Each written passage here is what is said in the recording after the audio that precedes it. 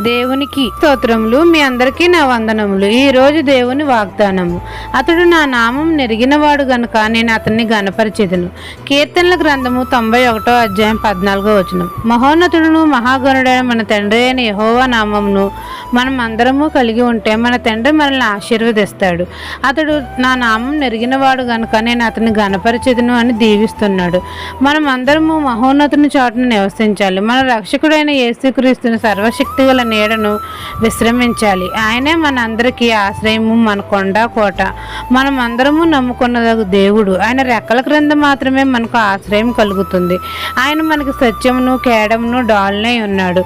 మనం అందరము మన ప్రభువైన యేసుని ప్రేమించాలి. అప్పుడు శ్రమలో మనకు తోడుగా ఉండి మనకు కలుగు శ్రమలన్నిటి నుండి మనల్ని తప్పిస్తాడు, విడిపించి గొప్ప చేస్తాడు. ఏ అపాయం మన గుడారం సమీపించనీయకుండా చేస్తాడు. మనం అందరము ఆయన నామాన్ని ఎరిగిన వారం గనుక మనల్ని గణపరుస్తాడు, మనల్ని తలగా ఉంచుతాడు, మనల్ని గొప్ప చేస్తాడు. ఆయన రక్షణ మనకు చూపుతాడు. ఈ దిన వాగ్దానం మీ నా జీవితంలో నెరవేరాలని కోరుకుంటూ దేవుని సువార్త పరిచర్యలో మీ సహోదరి. ఆమెన్.